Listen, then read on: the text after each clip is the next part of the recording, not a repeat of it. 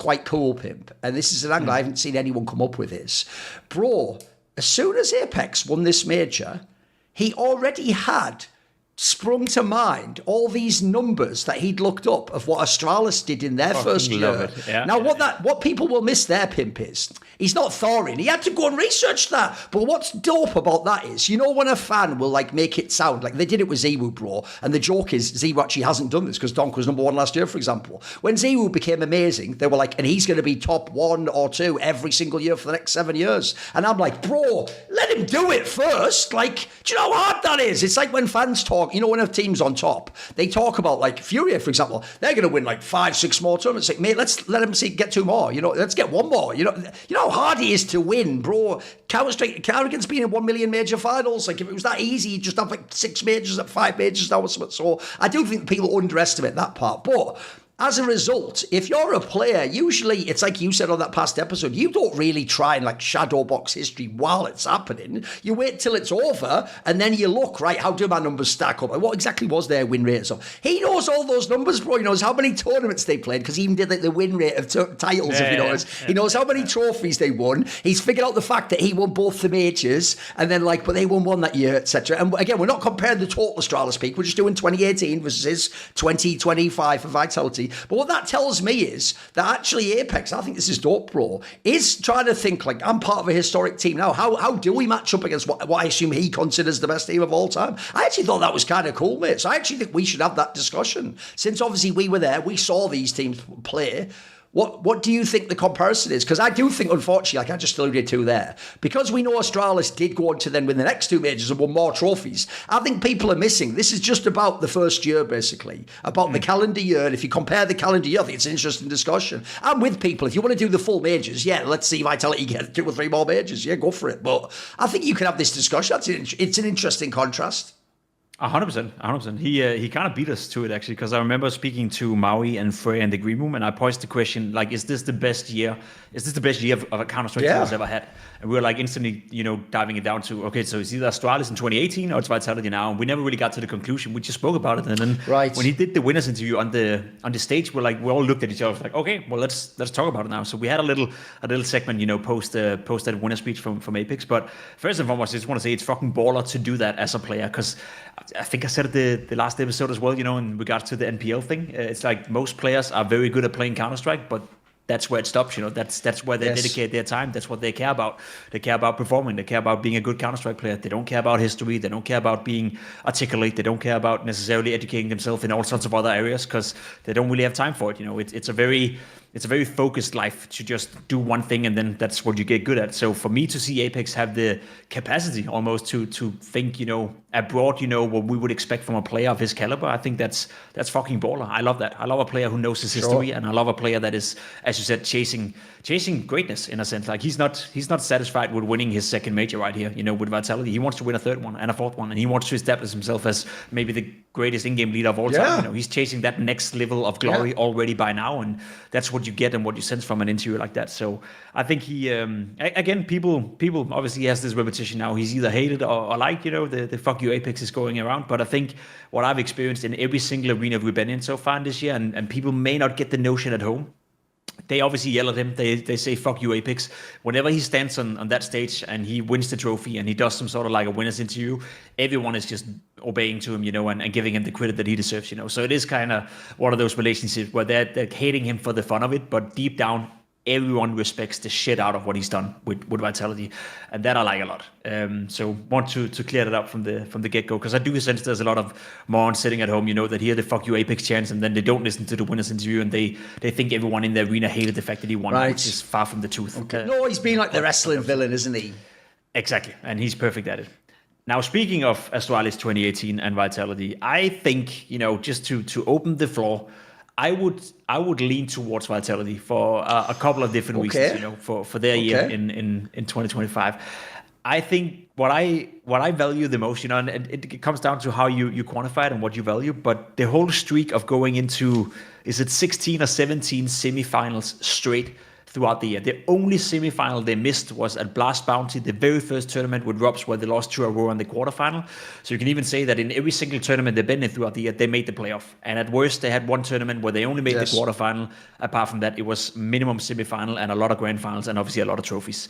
I think that in itself is something that you... Like if you take Astralis' 2016 or 2018, they had a couple of tournaments, as far as I'm aware, where they failed to make the playoff, or where they went out in the quarterfinal, or where some of the semifinal losses they had were in tournaments that Vitality would have won, just by playing with their closed eyes. So I think in terms of having that streak of going to 15, 16s, tier 1 tournaments, only quality tournaments. They didn't attend, let's be honest, they didn't attend go to the PGLs. Yeah, they didn't go to the PGLs. Fisher Playground, none of that. Yeah. Fisher, exactly. Starlighter, you name it. They didn't have any of those second tier tournaments, or where the competition wasn't good enough. So I think that's my main argument. Then on top of that, you take the 9 trophies, you take the 2 majors in a year versus Astralis 1 major in the year.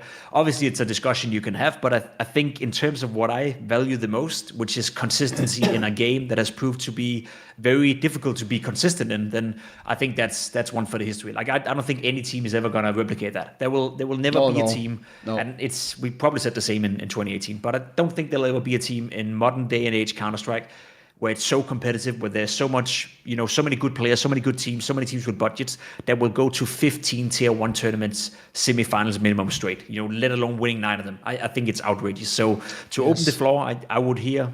And I would love to hear any counter argument to that, because I think that for me is enough to sort of like cite to Vitality. It's not that I've made up my mind, but that's where I start.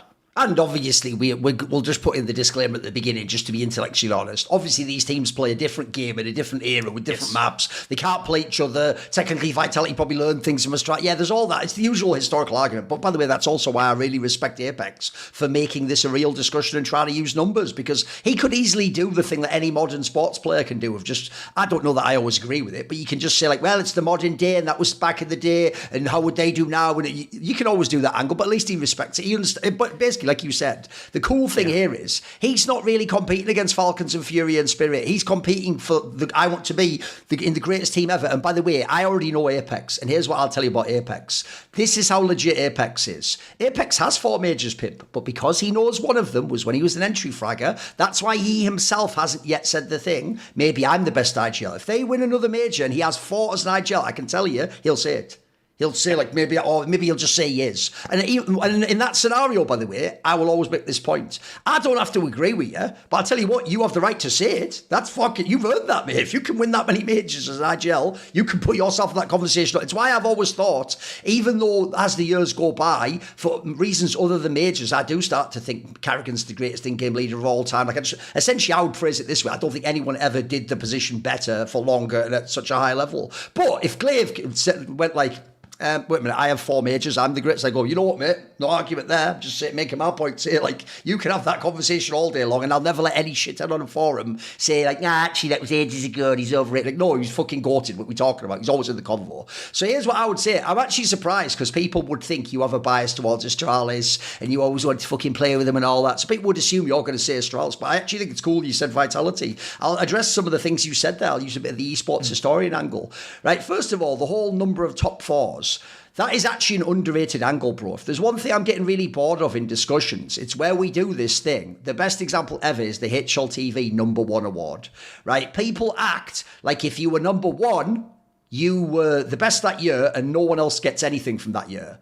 But then if someone's number 2, you don't even mention it. It's like, you are aware it's just some HLTV guys decide who's number 1 and number 2 guys. Like, that's not a trophy. They didn't beat each other in a match, and then that guy got the fucking...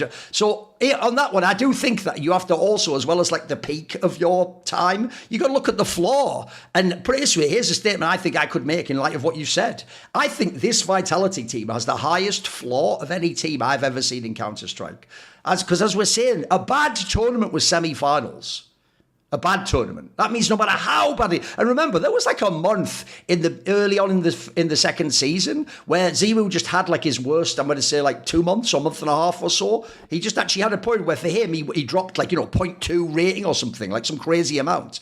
They still came in all the semis of those tournaments, mate. I think they even fucked around at the end of that and won one. So I think that is nuts. And I'll give you an example because you made a very, very key point there, which is they actually made it as hard as possible to do all of this because they didn't attend a single single one of the cheeky tournaments. They didn't go to a PGL for easy prize money. They weren't at Thunder Pick World Champ. You know what I mean? Like, bro, this was the team that actually did stick with all the tier one, right? That never even happened in Astralis or anyone's day. Because back in the day, you also did shit like, maybe your rival skips like a normal DreamHack and you just go to it and pick it up. Or maybe, a classic example in 2018, I can give you one actually, was I remember there was the one where at ESL New York, all the really good teams went, but because of Blast and the Astralis relationship, they went to Blast Istanbul, where it was like, fucking the lesser teams. So actually that a tournament, you could argue for business reasons, they didn't even go to where all the best teams were. Vitality went to all the best tournaments this year, none of the shitter ones. And as you say, mate, that semi-final streak is fucking unbelievable. Like, I can tell you, if you go back in history, if you go to the LDLC Envious team, they had a streak where they did like 14, 15 top fours.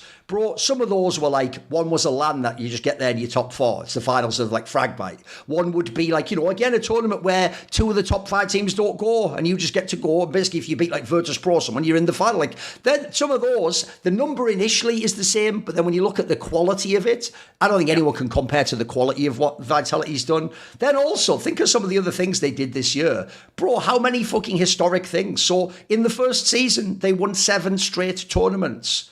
I hope fans understand this. I think Astralis probably were the best team ever. That's a discussion we can have in a minute. But they didn't do stuff like that. Even they would lose like every other tournament. Like they'd win like 2, or I think sometimes they won 3 or 4 max. Like they would just lose one right after that. They were human. That's why in the first season is when I went really crazy on Vitality. I kept saying, if you go back, I think I said after Katowice, like, bro, they have a chance to be like the best team ever when you look how good they are and how well-rounded. And then if you look at how that first season went, it's like no one's ever been that consistently good. Then also, it shows in that streak of best of 3, best of 5. Bro, they won 37 in a row. I don't think people will ever appreciate how bonkers that is. You can't have one. But by the way, they had them. They had matches, where a Mongols or Mouse would take them right to the limit. The Falcons one, obviously, they had them 12-6 on them. But the point is, they just never lost. They never. In fact, after that Falcons one where they came back from the 6-12, that put them in that category where, like, you'd pick this team if your life was on the line. You know what I mean? Like, that's the team you'd take to win in that same sense. And then obviously they won both the majors, no matter what. Remember, people even would have argued, and everyone's going to delete this from history now. Every fucker told us before this major, you have to say it's Furious going to win. Are you an idiot? Like, we weren't even supposed to believe this was the best team. Now everyone's going to change their mind and go, oh, we're always number one, the team of the year. Like, you're convenient you're saying that now. You didn't say that when they'd won 1 trophy in the second season, guys. So, and then also, I think the other angle that I think is a very interesting discussion is made relevant by what happened in the final. So in the final, you had, again, a bizarre sort of, like, slow start by Ziwu, and then he just had sort of, like, halves where he was really good. Actually, one of the weird things about Ziwu in general, by the way, is he's not really the guy who does, like, the 2 kills a round. He's the guy who does, like, a 4K and a 3K and then nothing for 2 rounds, you know what I mean? Like, and in the end, it still averages out as a bag of number, but you do watch the game, and it depends which rounds he does that on. So, if you see how good Messi was in that final, that's what I think really can start the discussion of who is the best team ever, because if we forget the trophies and the stats for a second, and we just look at how they play CS. I think the most OP thing right now in Vitality, logically, role for role, is having Messi right now. This is a guy who in 2 straight major finals is basically like outfragged the opponent, bro. And actually, if you see, he does everything, mate. Win a clutch, get a key entry, fucking win aim duels, big frag in big finals, play up under pressure. That's where you can start to also compare them to Astralis, because everyone used to say in Astralis, remember that famous line where they were like, Spinx is so underrated, but because we all said it for 4 years, I had to start saying, well, eventually you become overrated if everyone says that all the time. And so, but the point was, if you looked at all their rivals, how many of them had a Spinx? Some people had a player as good as Device or better. Some people maybe had, like, I'll give you an example. If you had, like, Simple and Electronic and Navi, you could argue they might be better than Device and Dupree. But the difference is, if you went to Navi and you went down the roster, you got to, like, old washed Edward, or you got to, like, doesn't really, like, fucking perform that well, streaky, flamey. If you went to Astralis, every player was, like, a quality performer, play their role. Also, they don't just play like Falcons has this problem. They have on paper excellent players, but they don't all fit together, or you hope it works out in a game. That the thing that makes Vitality in this conversation, I agree with you, if you want to make the case, you can make the case, is even just qualitatively, mate, the style of how they work together, the pieces. I also think it's one of the best roster constructions I've ever seen, mate. Yeah, it's hard to. It's hard to disagree with that. I think like I dived into it as well. I just had to remind me as well because I was getting curious to like what do I actually think? When you compare Astralis to Vitality and what is it that makes them each unique? I think for Vitality, I think the build up to where they got was different in the sense that it almost felt like Astralis came out of nowhere. Like for a long time, Astralis was known to be chokers in the semifinals, quarterfinals, and no one ever anticipated that team to all of a sudden go and dominate everything, right? You remember when Mackis came into the team, Cabri left the team after the major as well. It was like, oh, they're not going to be as great anymore. Why would Cabri leave a team? So it was sort of like the expectations of Astralis were that yes, they are a great team. They'll be in top fours. They will win tournaments throughout the year, but they will never dominate, and boom, all of a sudden they went on to dominate the scene for almost a year. I think for Vitality, the build-up was a bit different. I feel like if everyone had an inkling feeling, where the landscape was at, when Robs got into Vitality, that could be the golden signing, right? We knew Vitality was already great. With Spinx, they played half a year where Spinx wanted to leave the team, Apex didn't want to play with him. We heard it between the lines that there was some difficulties winning the Vitality camp, and even in that 6 months, they still went to semifinals. They still won a trophy, if I'm not mistaken, and they still got deep into tournaments. So we kind of knew that with Robs coming into it, it was sort of like it was building up to a point where now we see Vitality in full force. So I think if that's an argument, or if that's something you value, that maybe it came out of nowhere, for Astralis, and that they had to overcome a bit more adversity, because I know when Cabri left the team back in the day, that was a shock to everyone. Like it was a shock to the entire Astralis organization. It kind of caught them off guard. As far as I'm aware, they knew an hour before the press conference with North, when that happened. The players didn't know, they felt betrayed, etc., etc. And if anything in Denmark, that's always been described as that was the moment when Astralis, moved close on the bus, sort of. But that's what made them actually achieve the next level. I'll say it like this, because I think for me the discussion has to be, who do we say have had the best year ever in Counter-Strike? Like we take 2018 as an example for Astralis, we take 2025 as an example for Vitality. I think it's hard for me to not say Vitality if you isolate it to a year. But I think we're going off trophies and stuff, I think they get it, mate. Yeah, but the thing for me is that there was two majors in 2018. I don't know why people keep saying there was one. There was the Boston major and there was the London major. They obviously won the London major, but in Boston they finished 12th to 14th, got knocked out in the group stage by Cloud9. Vitality won two majors in the same year. So already by now, yes, Astralis had 10 trophies, Vitality had 9 trophies. By the way, I've got an angle for you there as well. I will totally agree. I consider the Astralis era when they got Magisk a few months after that, and then it goes into early 2019. So technically, it's like not actually a calendar year; it's 12 months. But here's one thing I'll just say to everyone listening: if you dare make that argument, then fuck off with your HLTV top 20s. Because do you know why Kenny S was never number one, guys? Because he didn't do it over a specific calendar year. He was like the best in like the latter part of 2014, then the early part of 2015. But that wasn't a calendar year, so that's why I think his best is like fucking 6th or something mental, mate. Like. That the point is, it's not as neat as that. So, like, we're just doing what I think is fair, which is it's the end of the year now. So, we obviously can't know what Vitality will do beyond this. We're just taking this year, and yes, it's neater because as we actually discussed at the beginning of the episode, we have actual seasons now. We have proper breaks. There used to be one player break back then, and there was like the bit like it wasn't even technically counted as a player break for Christmas, I believe, but that was just a week or two off at the end of the year where there was no tournaments. Like the player break was in like July, August. So, even though I understand it might seem like we're being unfair to Astralis, we're just doing the calendar year. We're doing it like a HLTV top X list. Like, you can't go, but I was great in February. Their list stops at fucking December, so he's being fair by doing that. We're not being unfair.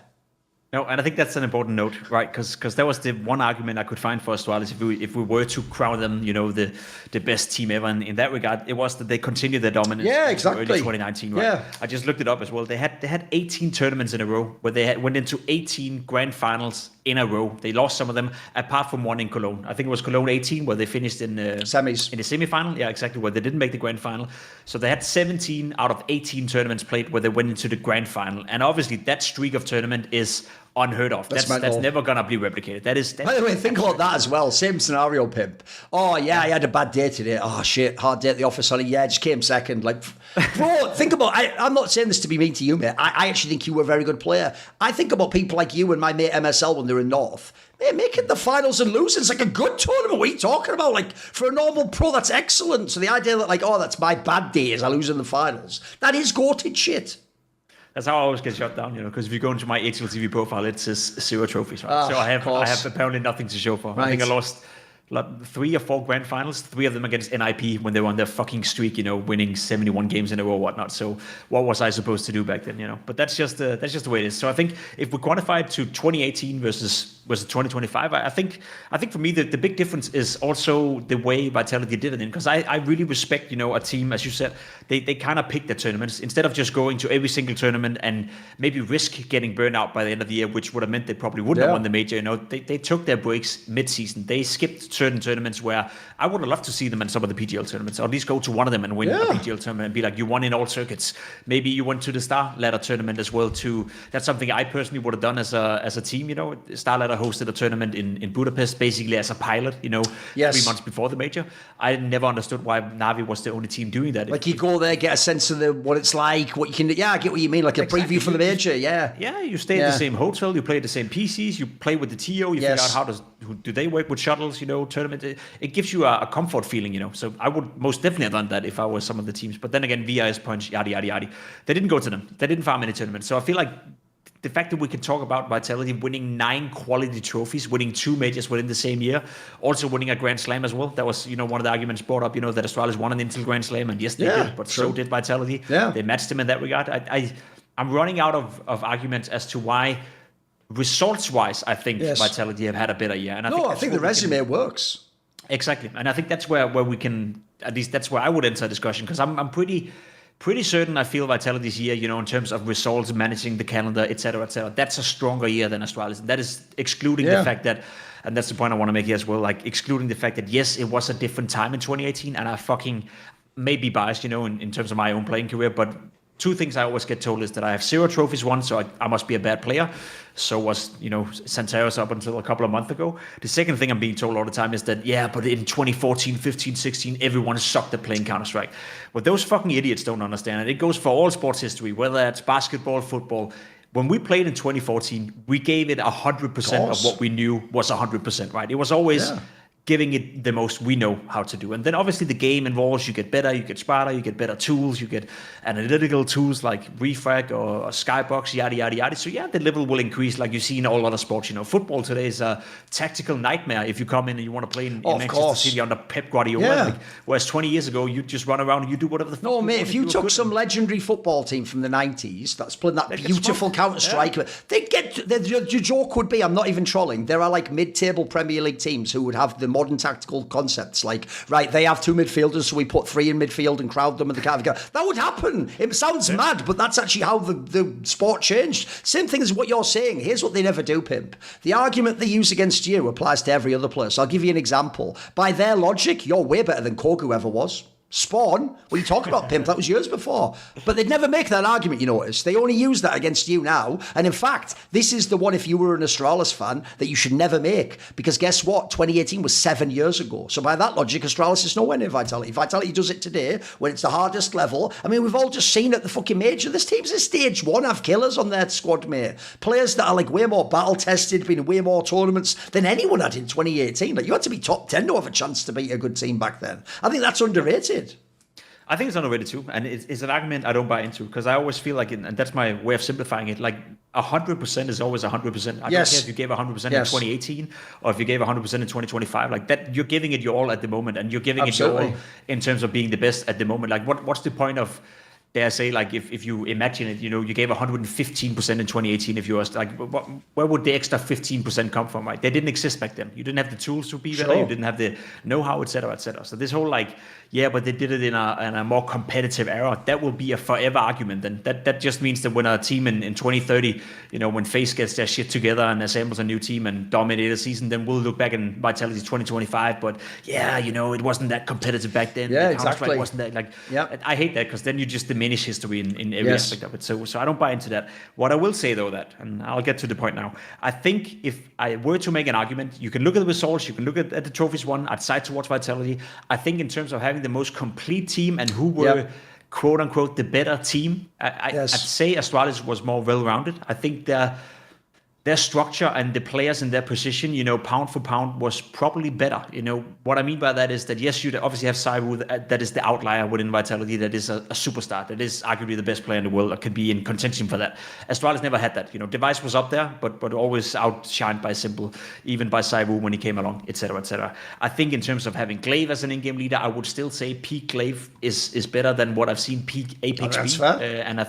And I think that's my go-to, and I may be biased because I played with Glaive, but as I've said, I even played with Apex. I played 2 LAN tournaments with Apex, and I know that's many years ago. That was when Overdrive bought us tickets to go to Finland and play a LAN tournament with him. So it was me, Kenny S, Snyder, and someone else, and then Overdrive, who was just a bot next to us, and we had to play with him. So I know Kenny S very well, Apex very well from those times.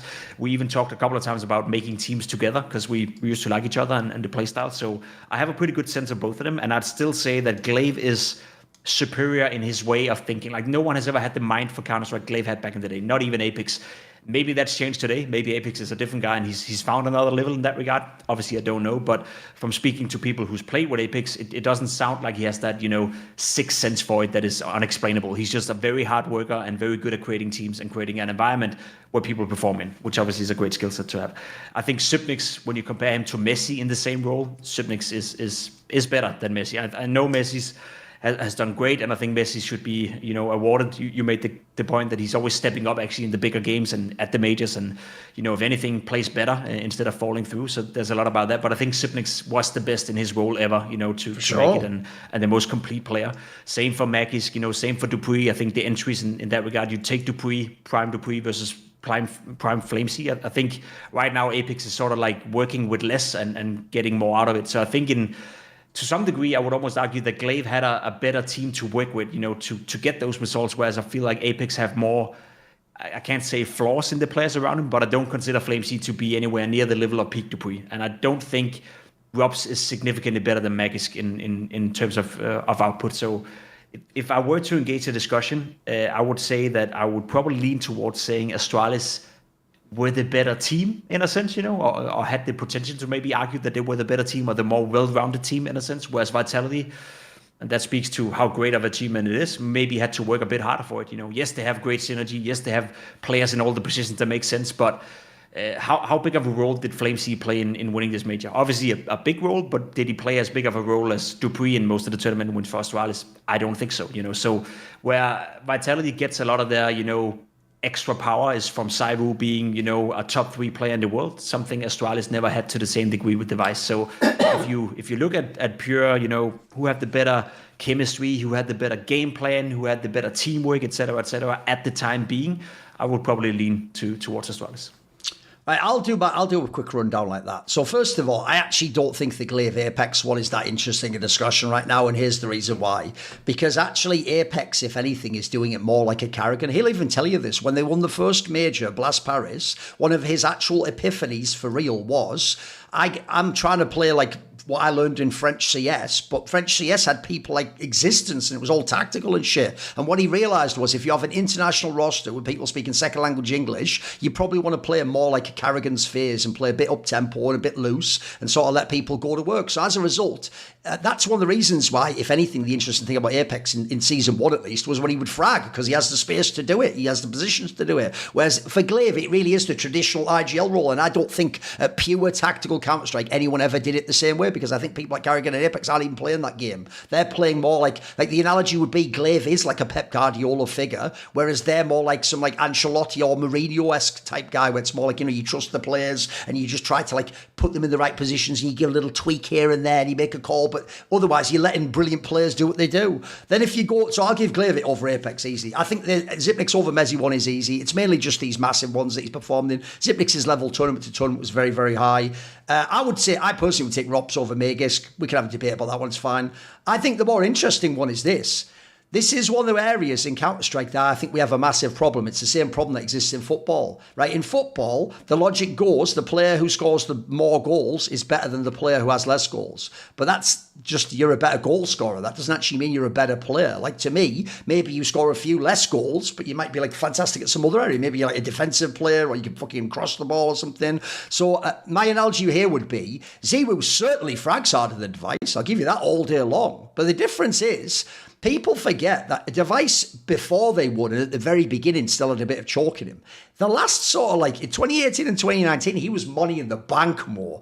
Like if you put this guy in any big game, yeah, he won't frag as hard. But first of all, he actually does what people tell me Zero does. Like, oh, he's so unselfish, he just want to play for the team. Mate, sometimes he just has rounds where he does nothing. That is being selfish. Like, you know, being unselfish, we do your fucking job. Device, I always said to me, he must be the coach's dream. I've never seen a star player that looked like they did everything you asked from them, had no diva shit. They never looked like they forced the game. I don't think Device ever told them, like, give me the hero. That never happened, bro. But he still fragged every time he got the weapon. He still did exactly as much as he needed. So I would say Zero was slightly better than Device, but I think it's closer than people realise because of the other elements of the game. I think also Device fit his team better than any star maybe ever in the history of Counter-Strike. And that isn't just that they worked around him. He also worked around them. If you remember, one of the things if you were Glaive was, Device was like, as an AWPer, studying the demos of the other guy, and he was sort of like making his own little mini calls too. I always thought that was amazing. And so to me, and obviously, by the way, I think the quickest one of all time is, I'm sorry, Flames, Dupree is better than you, and you have yet to show me that. You actually are, like Pimp said, the player that I've literally seen in some of these finals just have maps where you did nothing. But hey, you know what? Good luck, good job. You're in the best team of all time, maybe, mate, so you got to win anyway. And also, I agree with what you said at the beginning. The difference is, the reason why Vitality, in theory, could beat or win any tournament ever is because, yeah, they can have crazy firepower. I mean, you saw in this final, 3 of their players were, like, competing with each other for the MVP award. Like, hey, let me have a go. Let me get in here. Like, that's fucking nuts. But the difference is, if you want to talk about a team, like one unit that exists as a single hive mind and moves around the map, it's the reason why it took so many years after Astralis when players came out, Device went out, and then fucking this player went out, and then Dupree left. That's why it took so many years before people could even start to figure out who even did what in the team. Like, was it just Glaive? Was it just that Device was the MVP? Did Zonic do it all? People had a hard time telling because they were just so blended together. I can watch Vitality and I can see what people are doing. I can see who's the sick Harper who does it this way. Rops has to win the clutch and take care of the late round. Fucking Flames has to have the odd T-side where he just gets like 10 entries and then you're going to win that match. Also, there's another thing, mate.